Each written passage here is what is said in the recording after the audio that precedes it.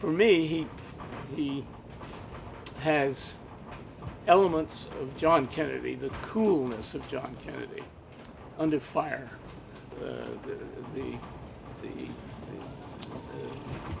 It has to do with a certain degree of humor and wit, a sense of the human condition, whatever it is. I recognize some of that, along with John Kennedy's eloquence embodied in a vision that is very close to central for me. Ask not what your country can do for you, ask what you can do for your country. Now, McCain has a lot of that particular spirit. He doesn't have John Kennedy's coolness, from all accounts, in the Senate, and it's from his own party that I understand that he's combustible, and I will follow bin Laden, Osama bin Laden, to the gates of hell. Sounds great. The president we now have more or less said, I'm going to get him dead or alive, bring him on. And as Barack said, they haven't even been able to get at him in the cave where he lives.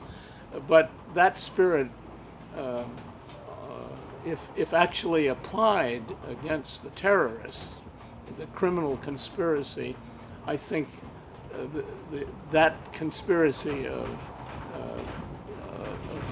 terrorists might well have been licked by now, but instead, we applied that same spirit to, go after Saddam, who had nothing to do with 9/11, but he had a lot to do with oil and where Iraq was going, and we got diverted there. This is getting into that other argument, but John Kennedy had the coolness in the Cuban Missile Crisis to find the way out of a nuclear confrontation that could have doomed civilization. And we're going to follow the Russians to the gates of hell. We might have both been at the gates of hell and stuck there. So the coolness of Kennedy is part of what I see in Barack. The passion of Robert Kennedy, which didn't begin that way. He was always passionate.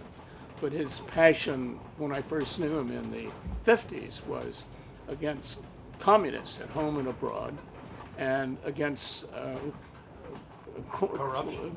Well, against the corruption of labor unions, but against the mafia and against organized crime, including its reaches into Teamsters and labor. And The Enemy Within was his first book, and that's what it was about. And that was his. I got to know him at a time when those were his two big passions. They were moral passions, but they were somewhat limited. Those weren't the great problems of the world.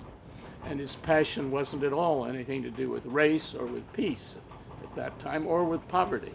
By the time he died, his passion on race, peace, and poverty outran mine, I think. And he once explained why he didn't appoint me to something, because he thought I was too emotionally involved in Dr. King and civil rights.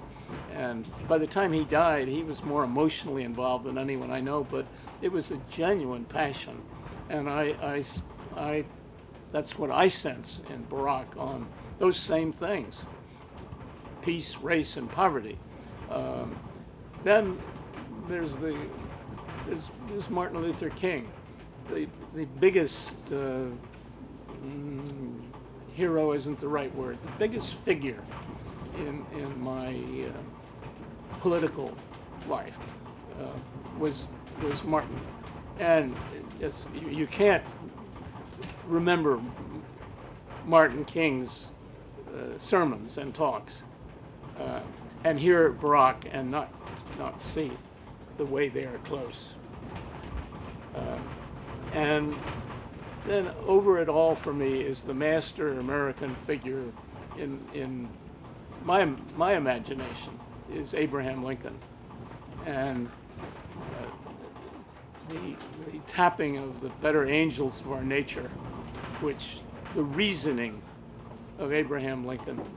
I feel that Barack is close to that, having that characteristic of anyone in my lifetime politically.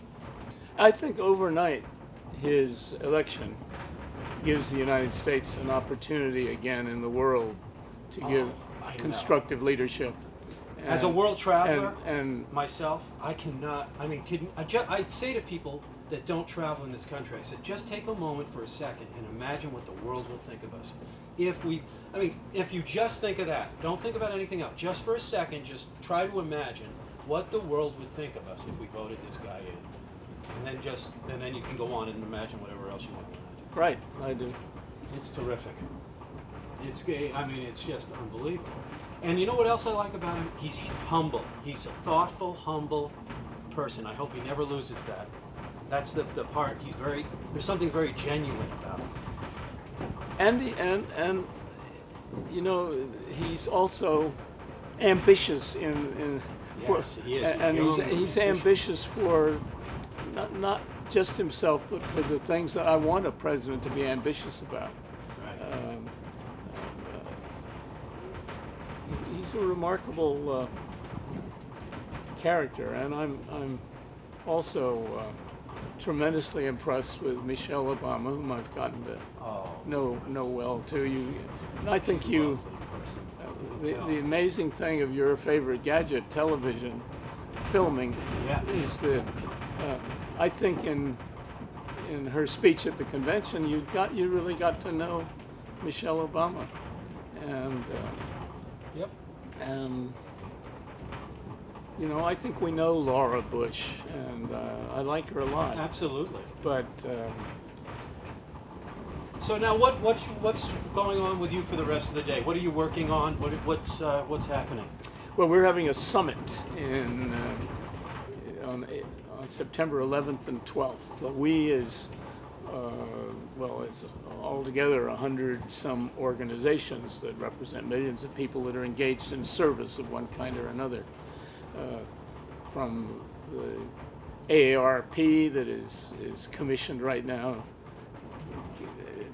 dedicated its leadership to trying to get the 40 million members, far more of them civically engaged, not for any one candidate, but civically engaged for civic action to solve some of our common problems in the country. But all the national service programs, a whole array of organizations, Big Brothers, Big Sisters, Boys and Girls Clubs, the religious organizations and the rest have come together with a Service Nation Summit, one-day summit on September 12th, where they're, I believe, going to adopt a common agenda for action to expand opportunities at all stages of your life to engage in public service, civic service. And on AmeriCorps, which I was in charge of at once, both candidates, by the way, have committed themselves to expanding it from 75,000 to 250,000 members. And to double the Peace Corps and get it back on track is part of Barack's very comprehensive plan on citizen service.